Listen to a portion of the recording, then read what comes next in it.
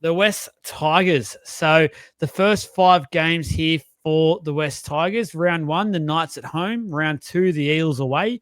Round 3, the Dolphins away. Round 4, the Warriors at home. Round 5, the Broncos away. The talking points. And look, if you're not watching this on YouTube once again, must have Terrell May. I've got to be a bit louder there because it's in bold writing. Jesse is so big on Terrell May, as in most of the Supercoach community as well. He is almost the must-have Supercoach pick of 2025. LOI, is he worth it at 582K? 2 RF opportunities at the Tigers. It doesn't seem like there's too many there at the moment. So Porter and Fainu, are they going to get increased minutes? Are they looking good value? They should hopefully get some price rises there. And who's keen on Adam Doueihi? He's got the dual 5'8" centre wing. Who is keen on him? And Lockie Galvin. Does Luai impact Lockie Galvin too much? Here we go. The hooker. Talon De Silva, 355K. And Api Coruscant was definitely one of the big popular picks throughout last year at the hooker position. 612K. We had a bit of a running joke on this podcast last year. It was very much rocks and diamonds with Api. And for the good weeks that you got with him, you basically had 2 or 3 very poor weeks to come. So I don't know if any of these boys are keen on playing this game once again, but we'll ask Trav. Api Coruscant, because I don't think Silva's really an option. Api Coruscant, is he an option for you? He's not an option for my team. No, I'm not starting with him. If I was going to start with a high-priced hooker, I would find the extras 80K and get Harry Grant. But no, I think he's a good option. It's funny how you say rocks and diamonds because he still averaged 62.5. He played 22 games. Like, it's still a good average. You're certainly in the running for if you had an Api Carousel for a big score to win the $1,000 if in a week, and $2,000 if you're a Supercoach member. But there's a plug. See, Jesse, I told you I'd always get a Supercoach plug in there in each pod. So there's one. Come to the party, guys, please. Yeah, he's not an option for me. I like him. I think he's a solid player. He's just not my type of hooker that I like. Yeah, I didn't give you much on that, but yeah. I didn't want to run. There was a few jokes that could have been made at the end of that, but I didn't want to go there. I think me and Jesse had the same thoughts. Jesse, take us away, please. Oh, man. So many people love him. I ran with him for 4 or 5 years in a row in draft. It was great. At Penrith? Absolutely not. I was having a great time. But look, I'm not a fan anymore. I really don't think it's worth too much. Like, I know the upside is huge in some games, but missed tackles, sin bins, missed conversions. There's too many negative stats in his repertoire, and I don't like it. He's got a 30 in him far too often, backed up by a 95, and then back to a 30. So it is a 62.5 average. Or a 20. Yeah, exactly right. So he's got a floor on him. And those games he's been binned. And he got binned so often. So it's like... Is he the goal kicker again? I don't think so. Doueihi is a much better kicker than him. Doueihi's a fantastic goal kicker. And that's why I put that in there. Because if he loses the goal kicking, there's half his upside. Yeah. Depending on how the Tigers go, and if they really do turn a new leaf with this new club that they've half built, it could be pretty good, man. Especially with Terrell May. Like, if he's feeding Terrell May, there could be a lot of points in there for him at the same time. But look, he's going to be a very, very popular pick in the community. I think a lot of people are going to go straight back to Api as the second elite, because it's going to go pretty much Grant Api as far as the top 2 go, and the pedigree of things. But yeah, he's just not for me. Too volatile, way too volatile. Yeah, no, hard to disagree with any of the points that you two have made. Front row forward for the West Tigers. Chris Fagutu, I'm sorry about the pronunciation, 198K. Jordan Miller, 232K. Royce Hunt, 249K. Nice little cheapie there. Dave Clemmer, he's still going, 366K. completely forgot he was actually still playing in the NRL for a second there.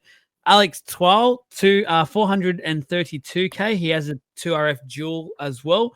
Fanul Pole, 440K with the 2RF dual also. And Terrell May, the man pictured, bold riding, 597K for a front rower. We are all basically locking him in as a must-have. His points per minute is insane. Anyone that's played the game now knows he's just an absolute monster. By all reports, he should be getting almost as many minutes as humanly possible on a week-to-week basis at this club in 2025. Music to our ears. Jesse, front row forward. There is probably two to talk about here, but let's answer the question first. Terrell May, you made the huge call. It's not really a big call, but anyway. Terrell May, talk to us. Mate, he's the first player I put in my team every time I rebuild it with confidence. There's no ifs or buts. So he's the absolute 100% lock in. I think, he's probably one of the first times, besides buying like Payne Haas or any of like the top dogs, that I'm happily spending 600K on a front row forward, thinking this is incredible value. But it is. It really is. I think he's going to get, he's obviously going to get massive increase of minutes. His points per minute's already ridiculous. I think he's got a lot of he's got a big point to prove now, obviously, with the whole thing that happened at the Roosters, and he's spoken about it himself if you want to go listen to his thoughts. But man, it's just screaming points, and everything is right. Everything about this, the stars have aligned, and couldn't be keener. If you don't have him in your side, you probably should. So, Trav. So last year, 1.3 points on average points per minute. We're all talking that he's, and all the talk is that he's going to be a 70, 80-minute player. The 2 games that he played more than 70 minutes, he played 75 against Queensland, got 106. North Queensland, he got 116. He played 80 against the Bulldogs. I repeat, what team did I just say? Bulldogs. The Bulldogs, which was at that point the number 1 defense in the competition. He played 80 and got 110. God. He's got those minutes in him. The Tigers have got to do it. They've got to play him. They have to. There's no reason that they can't. If they don't play him 70 minutes, freaking, I'll be putting a petition out to say sack Benji Marshall, because it's just ridiculous. He has to. He has to. And what's even better and more exciting about this is that he's got Doueihi, who's a selfless player. So Doueihi will find him. Galvin is a selfless player, so Galvin will find him. Api Coruscant is a selfless player, although he makes stupid mistakes. He's a selfless player, so he will find him. Terrell May will be the first receiver so often, and if he's not the first receiver, he will receive it second or third. I don't care when he bloody gets it. He's going to get it more than he should average more times that he catches the ball as a receiver in a set, at least twice, than he shouldn't. I think he should be getting that. It's just exciting times. Plug that man in. I will say, what is a little bit annoying is that he finished the year last year at 512K and he's now 597. I just look at that and just think, God, that's annoying. He's just risen 80K. I'd love to have had him at 512, but yeah, that's just me bringing up a stupid thing. But yeah, you've got to have him.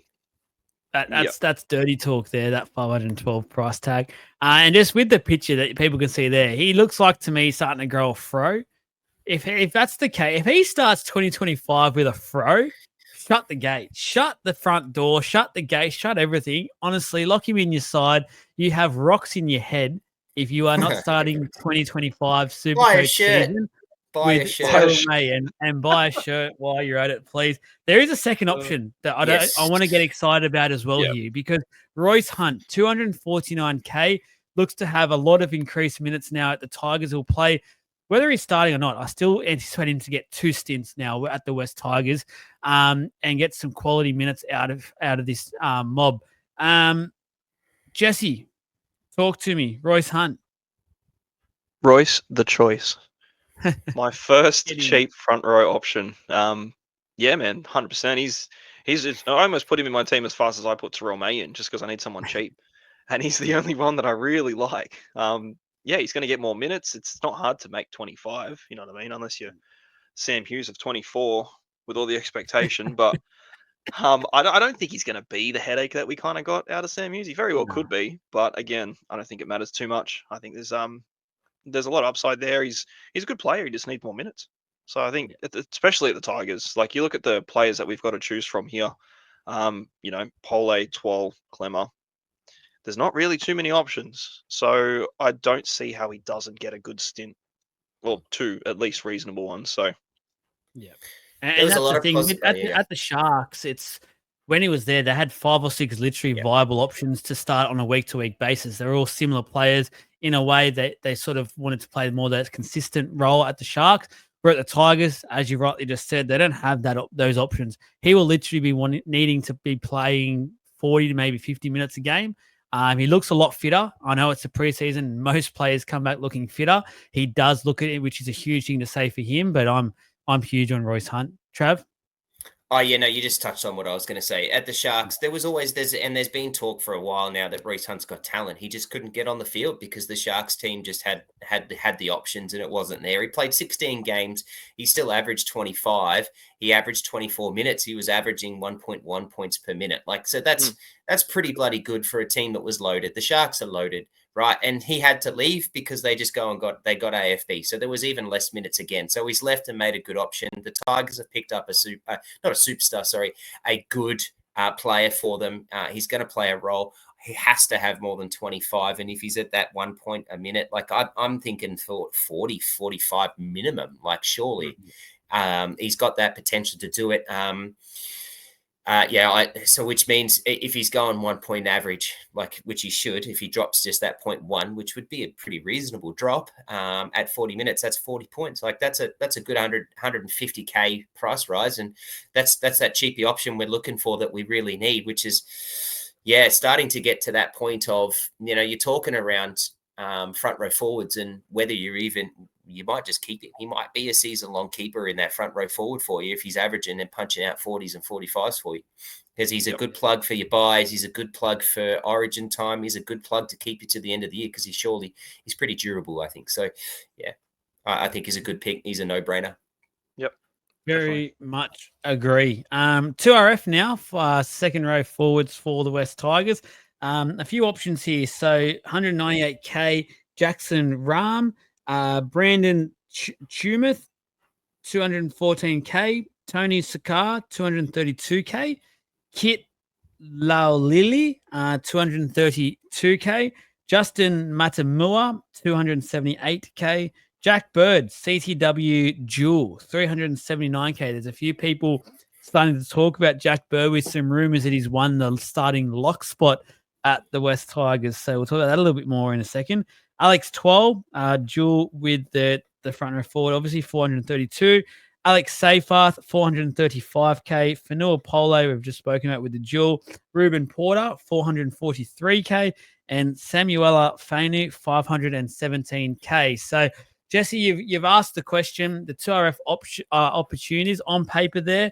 Doesn't seem like there's too many. I have seen rumors around where Seyfarth has been getting thrown into the edge position as well. So perhaps there's 3 viable options there. But Porter, Fainu, you think there's going to be potentially some good value out of at least one of them? What are your thoughts around it?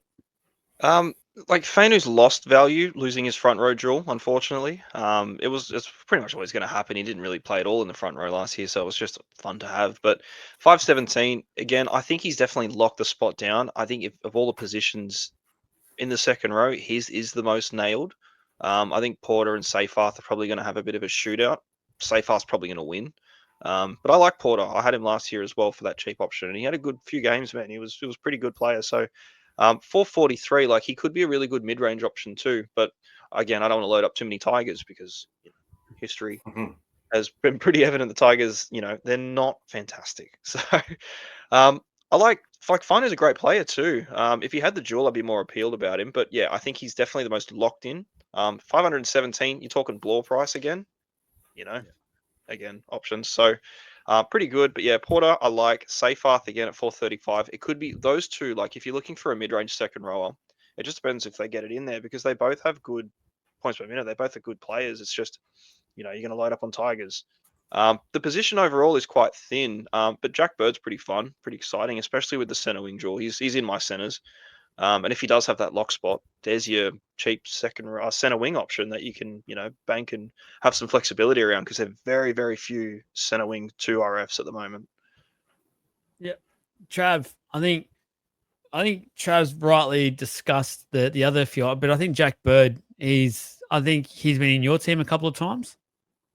Yes. Yeah. Jack Bird's been in my team too. I think he's a no-brainer for now with the news that we've got. But again, he's a TLT decision. I think wait to that TLT just to see what happens as to whether he actually does lock that 13 spot that they're all talking about. If he does get that, I think that's exciting for that mid 300K guy for our centers, because we need it. We certainly need that. I am excited for the final. I think I'm keen on having a look and seeing what he does at 5'17". He averaged 53 points. He played 23 games. He averaged 53 in a team that finished on the bottom of the ladder. I think that's good as a 2RF.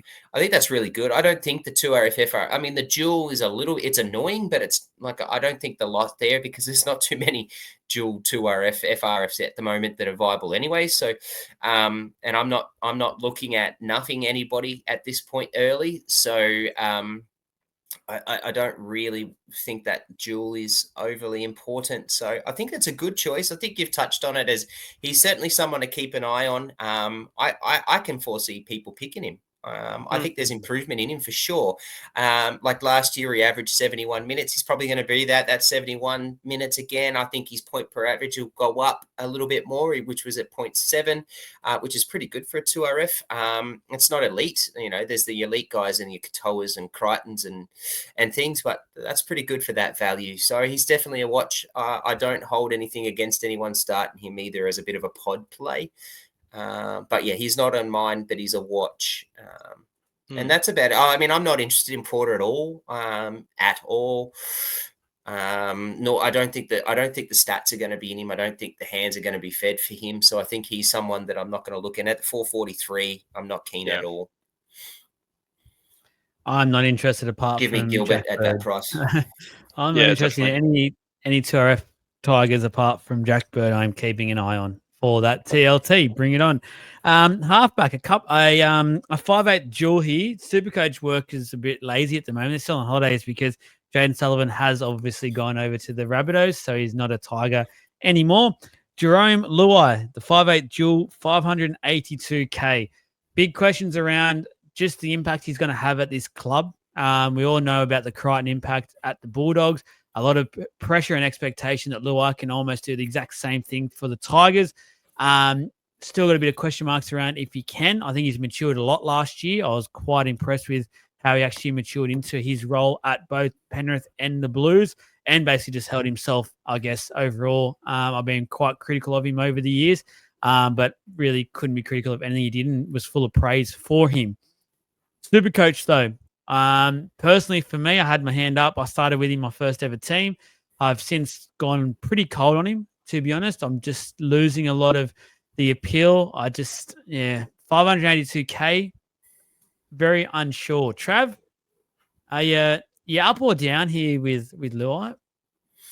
I like his price. I like what he can bring. Am I going to start him? No. Have I picked him in one of my teams? No. I'm not going to play him. I can see I have seen lots of teams with him. I think that's a really good, I don't mind the choice, but I just don't like it. I don't like that cost. If I'm going to spend money on that as much as what I said in the Storm game, I'm paying for Munster instead, because I know what I'm going to get at it, as in I've got the upside for that. I think Luai is going over there to be a marshaller. I think Luai is going over there to set a culture. Luai is not going over there to get the ball in his hands and play and set and be a superstar. Luai is going there to sort that rabble out. So, I'm not interested in Luai, but can see upside in what he can do, and he has the potential to do it based off what he goes. I think full kudos to, as what you said about what he did last year in 2024. He had to step up. I think also don't understate the fact that he knew it was his last year. They were going for a 4th premiership in a row. He owed a lot to that club and the club owed him a lot. So they looked after him and he looked after them and clear his injury and things like that. So there was a lot on his plate and what he had to do, and he stepped up for that. But I don't think he needs to do that. And will he want to do that for the Tigers? Yep. All very valid. Jesse, got anything to add there around Luai? Not really, to be fair. I think Trav's covered most of it. Like, he was very impressive last year when he had to be. Tigers are going to be a whole different story. I haven't really humoured the idea of him too much in my side just because of the price and obviously Munster's right there. But look, I'm very keen to see how he goes, though. I could be very tempted for it. He's never been super relevant, but again, playing 5'8" next to Cleary, you're not really going to get too much of the chance to get stat padded like he does. But either way, man, it's his team now. He could do anything. So very keen to see how he plays. But yeah, 582.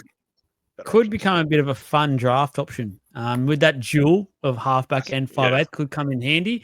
And just, we'll just see what role he plays, how much of a say he has in this attack, and how much the attack can actually click for the Tigers, because obviously then try assists and that come into it. He'll probably have his hands over the footy for a lot of it. And interesting enough, moving over now to the 5'8" position, we're going to be asking the question if this will be impacting Galvin too much. So first up, Latu Fainu, 248K. Sort of when he got chances last year, he actually really took them with both hands and looks like a player that the Tigers just need to find a way to sort of fit into their 17 on a week-to-week basis. Adam Doueihi, we've got that 5'8" centre wing duel, 431K. We just mentioned Luai, and then Lockie Galvin, 624K, was obviously huge last year, potentially one of the Supercoach players of the year, no doubt about it.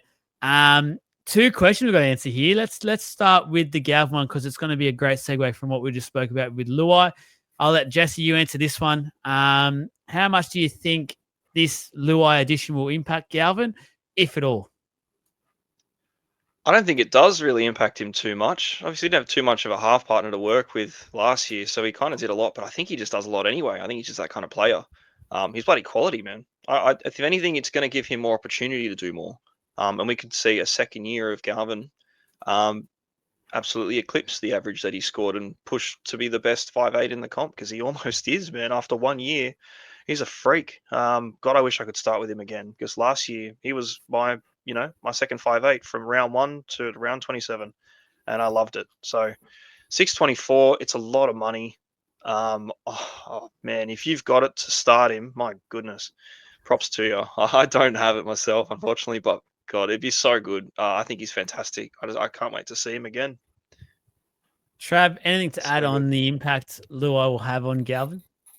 No, I don't think Luai has any impact in terms of negativity on Galvin. And if anything, as Jesse said, it's only going to get better. And I think Galvin's natural progression is what he showed is only going to get better. So I think putting Luai there, plus his natural progression, holy crap, like this is a dude that's got untapped potential. And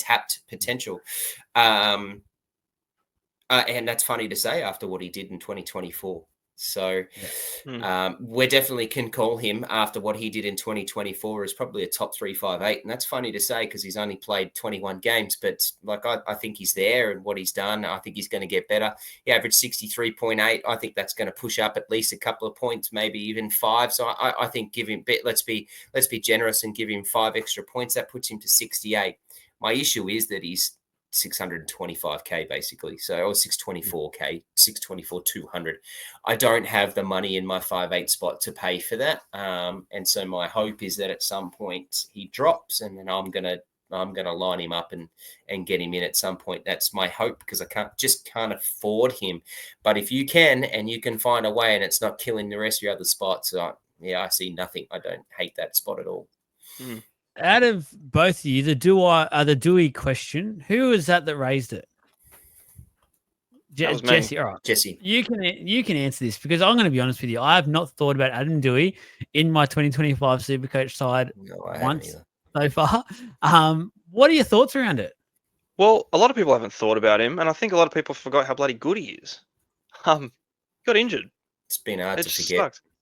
It's not been hard to forget. He's been injured so much. He's been injured so much, and that was just Super unfortunate. But again, played 7 games. He's back. He averaged 49. He's priced at 431. The quality has been great for Doueihi in the past, especially there. So I just, if he gets in there, he gets that center spot, which I would imagine he does. I'd imagine he takes the goal kicking because Happy's bloody no good at it. And he's really good. So I would have to think, okay, Doueihi kicks. He's the center.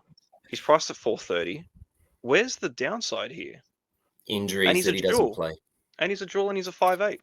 It's an awkward price. Like it's 431. It's hard to push him up to somebody. And and we're really hoping that there's going to be some rookies to push him down to. Like if he doesn't perform or he doesn't get the minutes or he gets injured again, it's just that sort of awkward price that I'm just not going to take a risk on.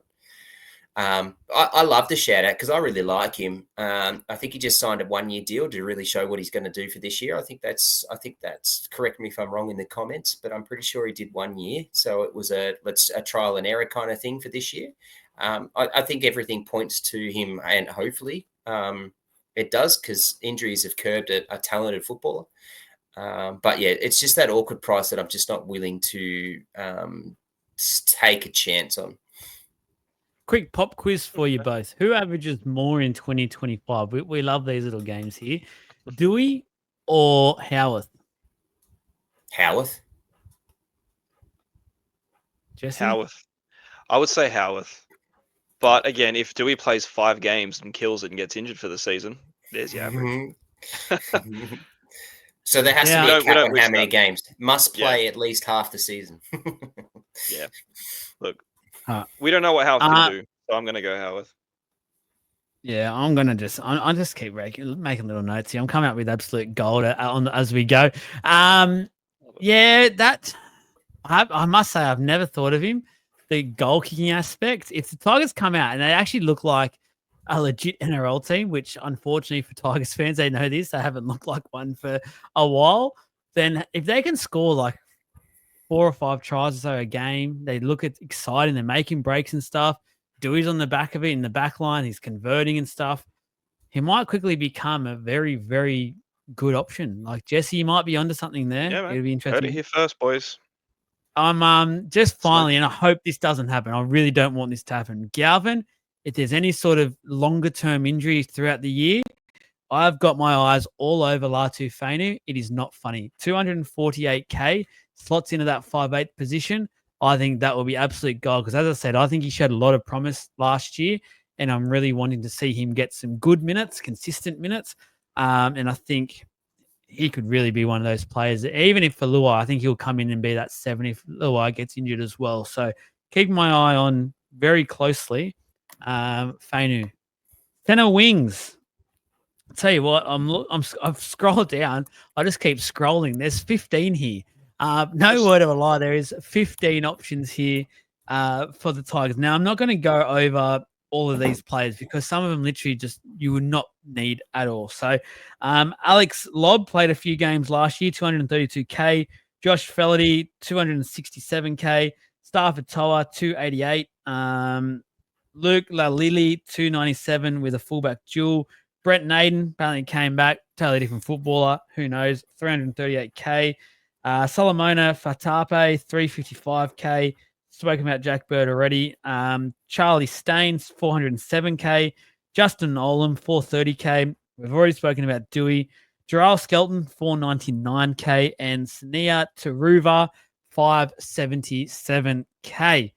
Just going through a hell of a lot of players, boys. And to be honest with you, not really many of those are pointing out to me. I've got to admit, there is some kind of little temptations on both Skelton and Taruva. Skelton's probably the bigger one. 499K with an average of 63 last year is something that I can get around. But again, the Tigers question mark. Trav, anyone here in the center wing position that's piquing your interest? Only Skelton. Taruva's a pretty good price at 577, averaged 59 last year, but he averaged 59 for the Panthers. Will he get that at the West Tigers? I don't know. For me, I need to see how the Tigers play before I look at what the center wings do. Whether there's points in that system, whether what they do, how that changes, what their style is, what Benji does as a coach. how Luai fits in. There's just too many unknowns for me to try and pick centre wings out there that for the on the wingers that I just don't know what's going to happen. So I am interested in Skelton at $4.99. I think Jarrell Skelton is a very good player. I was very keen on him last year, but he only managed to get those 4 games. But geez, in those 4 games, he was good. So I've got a very careful eye and keen eye on Skelton. That Jesse, I won't start with it. Yeah, anything in your weird and wonderful, wacky Supercoach brain of yours is pointing out that we haven't seen? Not really, to be honest. I think, Trav made the point. Skelton's the only one that besides, obviously, if Doueihi gets that centre spot, I'll be very keen if he's kicking. There's a lot of things that have to go right for him, but I think if it does, I think it's incredible value. But Skelton's a great player, but again, I'd never like committing to attacking players at the Tigers until I've seen what this new side can do. So, obviously, Skelton is a beast. Breaks tackles for fun. Could be massive. 500k is a bit, how you going for maybes on a 4-game average, which is pretty steep, I think. But look, I'm keen to see how he goes, but I'm not going for anyone besides Bird at the center spot. If he does, he's going to be a lock. It's an easy no-brainer on that side. I'm not looking at anyone else at the moment. I want to just put on the record. I want to make sure I'm able to come back to this if it does happen. I don't know if it will. In a way, Stafford Toa, 288k, coming off a very injury-plagued season. The year before that, 2023, had a killer of a year. He was sensational for him. Look, not going to start with him, not saying that at all, but just if he can win a center spot, it's going to be hard for him. He's got Doueihi, he's got Olam, which seemed to be, for mine, the first choices. Whether they play with Taruva moving in from the wing and giving him a center role, not too sure, but just, I don't know. And then you got Jack Bird as well, but if he looks like he's going to lock down the lock. But I just wanted on the record so that I can say I did mention him and no one else did. But let's move on. Fullback for the West Tigers. Heath Mason, 276k, played 7 matches last year. Does look like a bit of a footballer, also a bit of a goer, but just for mine, not getting that starting spot. We just went through Laulili as well. He's got that duel. And Jareem Buller, 571k. I believe Trav's pretty keen to speak here on the fullback situation for the Tigers. So, Trav, what do you got to add? I'm not super keen on him. I do really like Buller, and I think there's a bit of there's a lot of upside in this guy. I actually think he's going to have a really big year, and if anyone that's going to show improvement off the back of Luai, I think Buller's going to really thrive off the Luai influence there. So I think there's a definite 10 to 12 point average improvement in Buller this year. I think I can see that. I'm going to put a call on that I think there's at least 10-point improvement in him. He finished the year last year at 632k. So yeah, like I'm very high on him. I think he's really good. He's going into his 3rd year. He's had another preseason. I think he's going to have influence from Luai. There is consistency in him that's about to come to as well. So yeah, I can see him definitely averaging another 10 points, getting around that 68-70, which is pretty juicy for that price. Jesse, but there are lots of other options at fullback, which I can't have that choice. But I just wanted to give props where I think it's due. Yeah. So what you're saying is, if you're in a draft comp and you end up having to have Buller, don't get all down in the dumps. It could be an okay play. No, but I absolutely 100%. If you end up with Buller as your fullback, I think if you're not going to be disappointed, eh?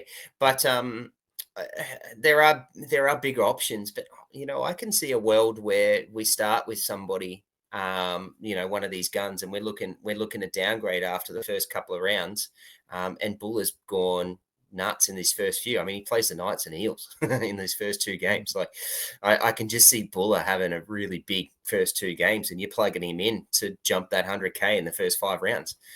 Yeah. Like, I can just see that world. I can see it, and I'm pretty keen on that. I'm not going to start him, but I'm certainly watching him for improvement. Jesse, can you buy this Buller talk? I can for draft, definitely. That point is valid. Fullbacks get snapped up very, very quickly. All the good ones are gone by round 1. So, yeah, if you can get Buller round 4, you know what I mean, 5, you're laughing. That's pretty decent. As far as it goes for the classic side, I don't know if I'll be buying Buller as one of my, you don't get too many options now. So, um, I think you know what he's going to score. He's done it 2 years in a row. And one was coming out of nowhere, so he's going to get his 60s pretty comfortably. I think he's 58's going to get better.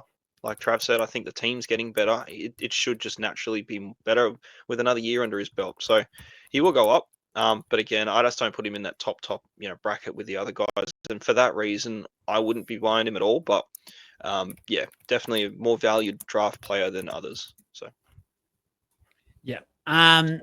Look, it's sort of we'll mention a little bit that the first 5 games in the opening for the Tigers on the screen there on paper, it actually looks quite nice for them. It's a run that I think most teams would like to have.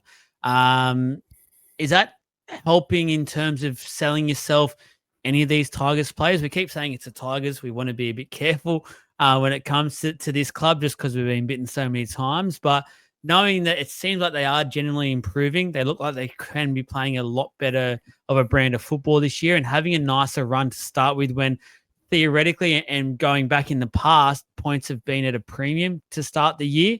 Does this help maybe select maybe that 1 or 2 extra Tigers that you're a bit hesitant, you're umming and ahhing on, but because of the draw, you're going, yeah, I can buy them. I like it. Like here, I'll go even further. So you can see that round 1, it's the Knights. Round 2, it's Eels. Round 3, it's Dolphins. Round 4, it's Warriors. Round 5, it's Broncos. Round 6, it's the Knights again. Round 7, it's the Eels again.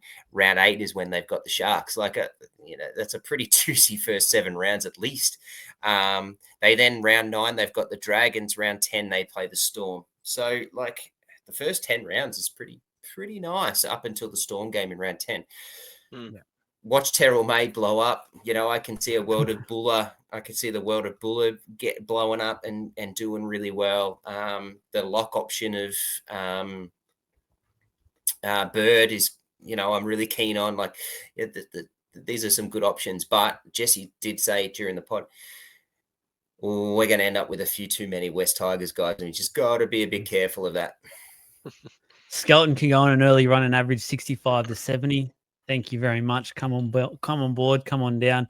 Jesse, does the draw, does that appeal to yourself?